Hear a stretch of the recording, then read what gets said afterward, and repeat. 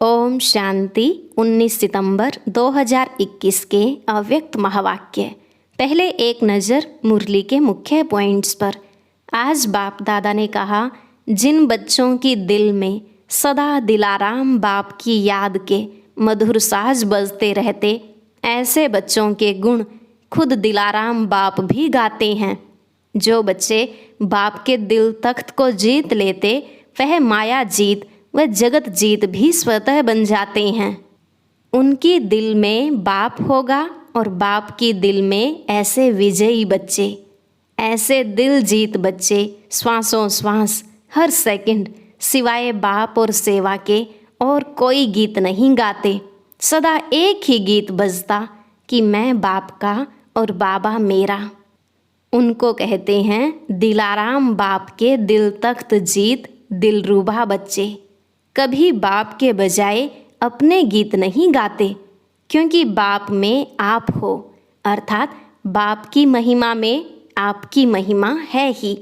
इसलिए बाप के गीत गाना ही श्रेष्ठ साज है। जो दिल तख्त जीत बच्चे हैं, उनकी दृष्टि में, बोल में, संबंध संपर्क में हर किसी को बाप ही दिखाई देगा। वाणी से अनुभव कराना यह साधारण विधि है। ऐसे तो दुनिया में भी अनेक हैं, लेकिन आपके वाणी की विशेषता यही है कि आपका बोल बाप की याद दिलाए, बाप की महिमा अनुभव कराए। यही विशेषता प्रत्यक्षता का पर्दा खोलने का साधन है। लास्ट में बाबा ने कहा, चारों ओर अभी यही आवाज़ गूंजे कि हमारा बाबा आ गया। केवल ब्रह्मा कुमारियों का बाबा नहीं, हमारा बाबा आ गया। जब यह आवाज़ गूंजेगा तभी स्वीट होम का गेट खुलेगा। अब सुनते हैं महावाक्यों को विस्तार से। मुरली का सार। दिलाराम बाप के दिल तख्त जीत दिलरुबा बच्चों की निशानियाँ। आज दिलाराम बाप अपने दिलरुबा बच्चों से मिलने आए हैं।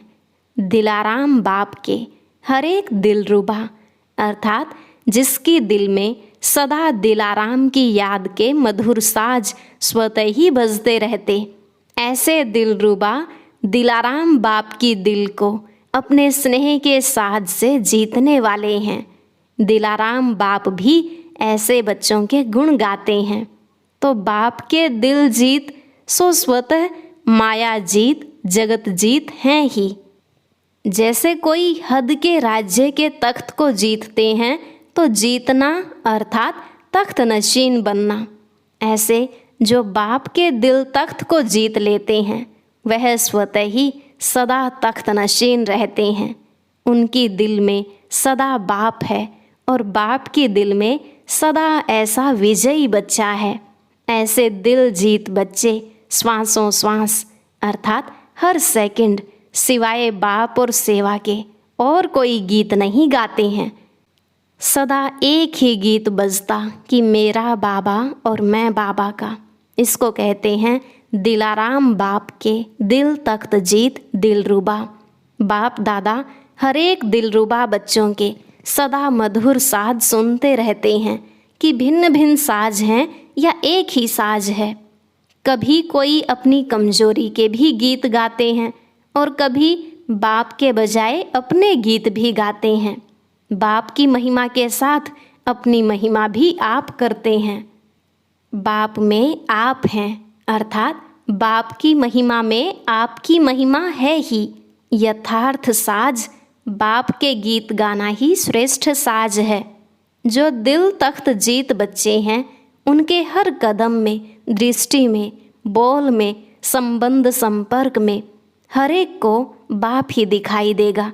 चाहे मुख उसका हो, लेकिन शक्तिशाली स्नेह भरे बोल स्वतः ही बाप को प्रत्यक्ष करेंगे कि यह बोल आत्मा के नहीं हैं, लेकिन श्रेष्ठ अथॉरिटी अर्थात सर्वशक्तिमान के बोल हैं। इनके दृष्टि की रूहानियत रूहों को बाप की अनुभूति कराने वाली है। इनके कदम में परमात्म श्रेष्ठ मत के कदम हैं। यह साधारण व्यक्ति नहीं, लेकिन अव्यक्त फरिश्ते हैं। ऐसी अनुभूति कराने वाले को कहते हैं दिल जीत सो जगत जीत। वाणी से अनुभव कराना यह साधारण विधि है।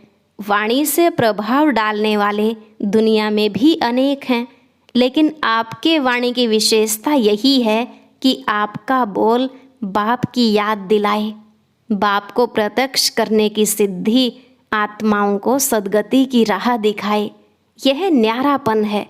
अगर आपकी महिमा कर ली कि बहुत अच्छा है, बोलने का आर्ट है या अथॉरिटी के बोल हैं, यह तो और आत्माओं की भी महिमा होती है, लेकिन आपके बोल बाप की महिमा अनुभव कराए। यही विशेषता प्रत्यक्षता का पर्दा खोलने का साधन है। तो जिसके दिल में सदा दिलाराम है, उसके मुख द्वारा भी दिल का आवाज़ दिलाराम को स्वतः ही प्रत्यक्ष करेगा। तो यह चेक करो कि हर कदम में, बोल में मेरे द्वारा बाप की प्रत्यक्षता होती है। मेरा बोल बाप से संबंध जोड़ने वाला बोल है, क्योंकि अभी लास्ट सेवा का पार्ट ही है प्रत्यक्षता का झंडा लहराना। मेरा हर कर्म श्रेष्ठ कर्म की गति सुनाने वाले बाप को प्रत्यक्ष करने वाला है। जिसके दिल में सदा बाप है, वह स्वतः ही सन शोज फादर, बाप को प्रत्यक्ष करने वाला बच्चा, समीप अर्थात समान बच्चा है। चारों ओर अभी यह आवाज़ गूंजे कि हमारा बाबा, ब्रह्मा कुमारियों का बाबा नहीं, हमारा बाबा। जब यह आवाज़ गूंजेगा तभी स्वीट होम का गेट खुलेगा, क्योंकि जब हमारा बाबा कहें तब मुक्ति का वर्षा मिले। और आपके व बाप के साथ साथ चाहे बाराती बन के चलें, लेकिन सबको वापस जाना ही है, ले ही जाना है। हमारा बाबा आ गया, कम से कम यह आवाज़ कानों से सुनने, बुद्धि से जानने के अधिकारी तो बने, कोई भी वंचित न रह जाए। विश्व का बाप है तो विश्व की आत्माओं को इतनी अंजलि तो देनी है ना। आपने सागर को हप किया, लेकिन वह एक बूंद के प्यासे, उन्हों को बूंद तो प्राप्त कराएंगे ना। इसके लिए क्या करना पड़े, हर कदम हर बोल बाप को प्रत्यक्ष करने वाले हों, तब यह आवाज़ गूंजेगा। तो ऐसे बाप को प्रत्यक्ष करने वाले बच्चों को ही दिलाराम के दिलरुबा कहते हैं, जिसकी दिल से एक ही बाप के साज बजते हैं। तो ऐसे दिलरुबा बने हो ना। एक गीत गाओ तो दूसरे गीत स्वतः ही समाप्त हो जाएंगे। सिर्फ 2 शब्दों में खुशखबरी सुनाओ, ओके, रूह-रिहान करो और गीत सुनाने लिए टाइम न लो। खुशखबरी सुनाने में समय नहीं लगता है, लेकिन राम कथा सुनाने में टाइम लगता है। बाप दादा ऐसी बातों को राम कथा कहते हैं, कृष्ण कथा नहीं कहते। यह 14 कला वालों की कथा है, 16 कला वालों की नहीं। राम कथा करने वाले तो नहीं हो ना। अभी सेवा बहुत रही हुई है, अभी किया ही क्या है। सोचो 550 करोड़ आत्माएं हैं, कम से कम एक बूंद ही दो, लेकिन देना तो है। चाहे आपके भक्त बने, चाहे आपकी प्रजा बने, देवता बनेंगे तो भी देना ही है।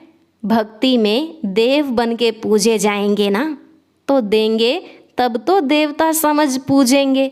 प्रजा भी तब मानेगी जब कोई प्राप्ति होगी। ऐसे ही कैसे मानेगी कि आप मात पिता हो। राजा भी मात पिता ही हैं। दोनों ही रीति से दाता के बच्चे दाता बन देना है, लेकिन देते हुए दाता की याद दिलानी है। समझा क्या करना है?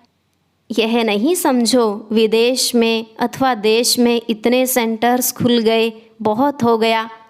लेकिन रहम दिल बाप के बच्चे हो ना, सभी अपने प्यासे भटकते हुए भाई बहनों के ऊपर रहम करना है। किसी का उल्हना नहीं रहना चाहिए। अच्छा, विदेश से भी बहुत आशिक आ गए हैं। जब बहुत आते हैं तो बांटना तो पड़ेगा ना, समय भी बांटना पड़े। रात को दिन तो बनाते ही हैं, और क्या करेंगे। इसमें भी महादानी बनो। बाप का स्नेह नंबरवार होते भी सबसे नंबर 1 है। कभी भी यह नहीं समझना कि मेरे से बाप का प्यार कम है और किसी से ज़्यादा है। नहीं, सबसे ज़्यादा है। मुख के बोल में कभी किसी से ज़्यादा भी बोल लेते हैं, कभी कम भी होता, लेकिन दिल का प्यार बोल में नहीं बढ़ता है। बाप की नज़रों में हर एक बच्चा नंबर 1 है। अभी नंबर आउट कहाँ हुए हैं? जब तक आउट हो तब तक हर एक नंबर 1 है। कोई भी नंबर 1 हो सकता है। सुनाया ना, नंबर 1 तो ब्रह्मा सदा है ही, लेकिन फर्स्ट डिवीज़न बाप के साथ फर्स्ट नंबर में आना अर्थात फर्स्ट डिवीज़न, उन्हों को भी नंबर 1 कहेंगे।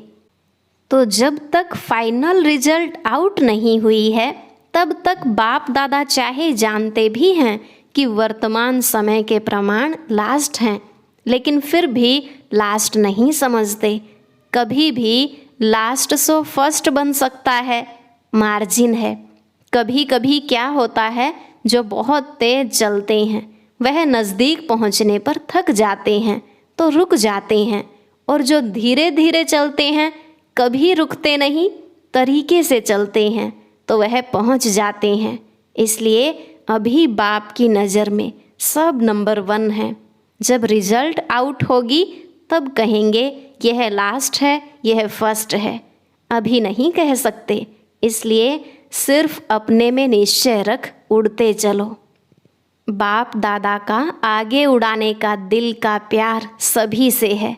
कभी 2 शब्द किससे कम बोला तो कम प्यार नहीं है। दिल में भी बाप के प्यार की श्रेष्ठ शुभ कामनाएं सदा भरी हुई हैं। 2 बोल भी कहते उड़ते चलो तो इसमें भी प्यार का सागर समाया हुआ है। कोई नहीं कह सकता कि बाबा मुझे ज़्यादा प्यार करता। अगर कोई कहता है तो कहो मुझे आपसे भी ज़्यादा करता। और करते हैं, ऐसे ही नहीं कहते, सिर्फ दिल खुश करने के लिए नहीं कहते। बाप तो जानते हैं कि कितने भटके हुए, थके हुए, उलझे हुए फिर से 5000 वर्ष के बाद मिले हैं। बाप ने ढूंढ ढूंढ कर तो निकाला है, साउथ नॉर्थ ईस्ट वेस्ट सबसे निकाला है। तो जिसको ढूंढ कर निकाला हो तो उससे कितना प्यार होगा। नहीं तो ढूंढते ही नहीं। और सागर के पास प्यार की कमी है क्या? यह तो दिलाराम जाने कि हर एक का दिल से प्यार कितना है। क्या भी हो, लेकिन प्यार में सभी पास हो। बाप से प्यार का सर्टिफिकेट तो बाप ने पहले ही दे दिया है। अच्छा, चारों ओर के अति स्नेह भरे दिल के साथ सुनाने वाले दिलाराम के दिलरुबाओं को सदा हर कर्म में सन शोज फादर करने वाले, सदा हर बोल द्वारा बाप से संबंध जोड़ने वाले, सदा अपनी रूहानी दृष्टि से रूहों को बाप का अनुभव कराने वाले, ऐसे बाप को प्रत्यक्ष करने वाले, बाप के दिल तख्त जीत, माया जीत, जगत जीत बच्चों को दिलाराम बाप का याद प्यार और नमस्ते। रूहानी बच्चों की रूहानी बाप दादा को नमस्ते नमस्ते, गुड मॉर्निंग, शुक्रिया बाबा, शुक्रिया। अब है पर्सनल मुलाकात। पहली बात बाबा ने कही, याद की शक्ति सदा हर कार्य में आगे बढ़ाने वाली है। याद की शक्ति सदा के लिए शक्तिशाली बनाती है। याद के शक्ति की अनुभूति सर्वश्रेष्ठ अनुभूति है। यही शक्ति हर कार्य में सफलता का अनुभव कराती है। इसी शक्ति के अनुभव से आगे बढ़ने वाली आत्मा हूँ, यह स्मृति में रख। जितना आगे बढ़ना चाहो बढ़ सकते हो। इसी शक्ति से विशेष सहयोग प्राप्त होता रहेगा। दूसरी पॉइंट, सदा हर कार्य करते स्वयं को साक्षी स्थिति में स्थित रख कार्य कराने वाली न्यारी आत्मा हूँ, ऐसा अनुभव करते हो।